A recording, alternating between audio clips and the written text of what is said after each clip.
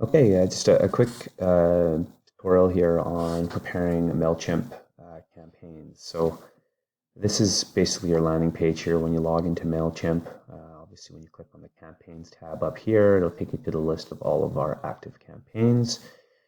So when we're dealing with a new campaign, what we want to do is just take our most recent campaign that we have sent out, copy it, and work with that as the base. And the reason for that is we want to ensure that all of the content from our previous campaigns, particularly the properties that we are still actively marketing, is already captured within the new campaign, so that you're not having to recreate it. So in this case, I would just take the most recent, and when you scroll down here, you have the option to replicate. So you click replicate, and it'll take you to through the steps. And so the first things is really just identifying which list you'll be sending it to.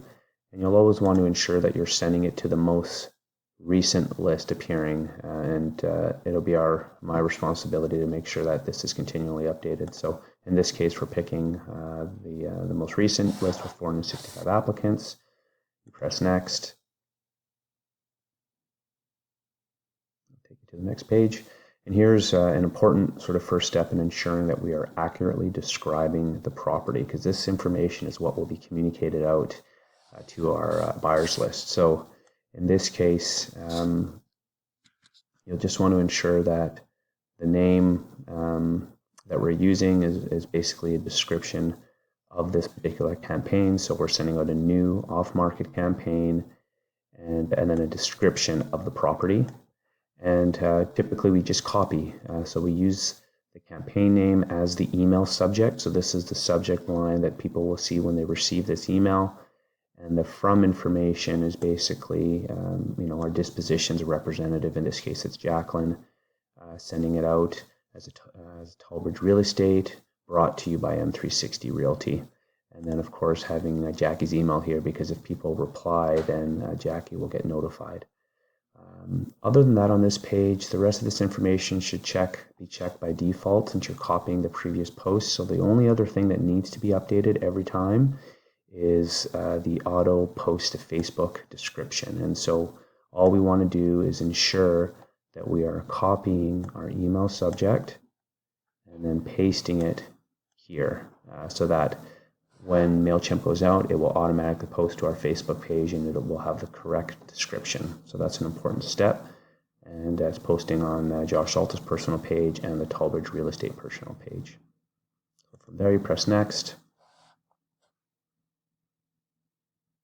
And this basically takes you to the main page, the design page of creating the Mailchimp. Now, I've copied a campaign that basically is the same as what we want to send out, but I'll just take you through the steps of what you would be looking for. So first things first is you'd start at the top of the Mailchimp campaign and ensure that the description is reflective of this post. So again, I'm typically just copying the description I used in my email subject line. So this is new off market, and then a couple words describing the post, because that's the first thing they will see when this email comes out. We have our branding, which is just a logo. And then in this section here is where we are detailing the properties. And so what we want to try to do always is summarize where our deals are at. So in this case, we're sending out a new Mailchimp to advertise this particular property. And so we'll want to ensure that it's the first on the list, and that we're starting it with new, it's bolded, and then a description, followed by the price. And again, that we want to make it very easy for our buyers to quickly be able to see what deals we have that are new, and then the other deals we have that are still actively being marketed out. So in this case, you can see we have our new Taylor property. We also have this lot in East Austin that we're marketing out. And then we have several other properties that we have recently sold. And so we want to include that summary in this top page. And then from there, basically, we are just working through the details of the post. So what you would typically look to do is basically go through quickly at first and delete any of the sections pertaining to all the properties that we have now marked as sold, because we don't want to include all that content. We just want content on the actively marketed deals. So they're either new or actively being marketed. And the easiest thing to do is basically, when you have your most recent deal that we've marketed out, is you can just simply copy the boxes so that you're using and keeping the same formatting and just basically replicating it. So all that you simply do is hover over here and it says duplicate block. And when you do that, it basically will just create a duplicate. And from there, I just kind of work my way back up to the top and begin to update the content to reflect the new property that's being sent out. And so you just systematically go through line by line, replace it with the correct information from the new deal, and just ensure again that all the old content is being replaced with everything that's new pertaining to the new deal. And when you do that, what it does is it'll keep the information on the previous property that went out below, which is exactly what we want, so that we're not having to recreate that content each time we send it out. Other than that, really, the content, again, so all the numbers are pulled from the Rehab Evaluator software, and that'll give you your numbers, particularly around your profit and your ROI and cash committed variables. The purchase price is obviously what we determine. And then the description is really information describing this detail, this particular property. So we always usually start with a bullet or two with the facts about the property. So the square footage of the home, the year it was built, the bed, bath count, the lot size, and really any other pertinent details about this particular deal. And this information will be provided by either Mark or Tallbridge Real Estate to basically fill that out. And then a couple additional bullets here, just sort of summarizing the opportunity. So in this case, we have a refurbished opportunity or a new construction opportunity to rebuild this house. So we have some points here to describe that. And then usually a bullet in here just describing the scope of repair. And below that, we have terms. So our typical terms is a $2,500 non-refundable when the property needs to close, and buyer pays standard closing costs. The link here is a link that Tallbridge will provide. Basically, it's a hyperlink to the marketing folder in Google Drive that contains the pictures, realist, comparables, and any other documents that are relevant to this property. And so once you've made those updates, you just ensure that you press save and you work your way down. So again, if you look to the post below, we have a number of photos that we want to include. And so what we would basically do is, if you're here, the way that it works again is you just basically drag and drop. So in this case, I just would want to add some photo blocks. Maybe let's just do 2 photo blocks.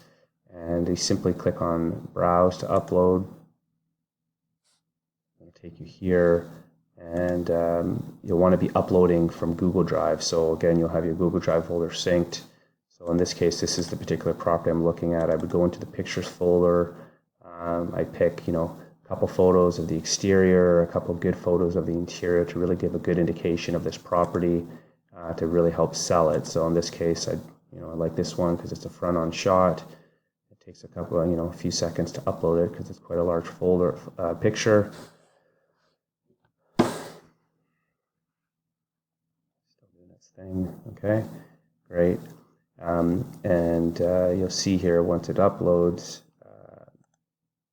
one of the important things to really keep a lookout for is a lot of these photos are too large to be sent out. And so whenever you upload a photo, it'll give you this notification here of whether or not the photo needs to be edited. And all you need to do is press the link here where it says Let's Fix It. And it'll automatically adjust the scaling of this photo. Press Apply, and then you press Save. And as soon as you do that, you'll see that this warning will go away. And now that photo is ready to go. So basically, as you go through and upload the photos, just make sure you keep a lookout to ensure that you're adjusting the photo if it flags it for you. Otherwise, when you send this out, it'll be blocked in people's emails and they won't be able to receive it. Subtle things again, you just want to keep a lookout for consistent formatting. So we always separate each posting with a dark line here, and so you can just copy it from above, drag it down. So now I have a separation between the 2 posts that are going out. So once you've done all of that, this post is largely ready to go. So you're gonna attach pictures of the comps, picture of the spec sheet, and these sort of details can kind of get updated as we progress. So once you've done all that, you press save. And usually what I do is I do a quick test. So I kind of look at the preview mode, and this will give you an idea of what it's going to look like when people receive it. So you just give it another read, make sure that everything looks good, that it's all consistent, your numbers look good. Really important, obviously, that we're doing this QA, quality assurance, just to make sure that the post is clean, it looks good. You can also, if you want, see what this is going to look like when it arrives on their phones. And you can cancel that out.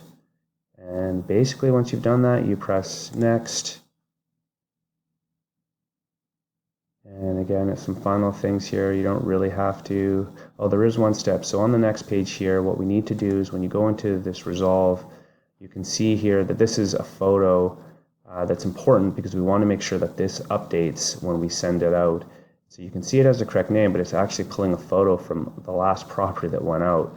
And you can see again here that the title for this particular post is incorrect. So what we'd want to do is I would just take this top here, copy it down below, and I'd also update this photo because we want to make sure that we're using a photo that's reflected. So you've already uploaded it. You can just pick this photo, select it, and you can see now. So when this post is social media, it'll actually reflect the correct description.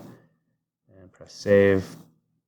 You can ignore this here because really this is pertaining to Twitter, and we're not using Twitter currently. And so that's fine. You close that out, and basically you're ready to send. So once you press send, that's your last shot.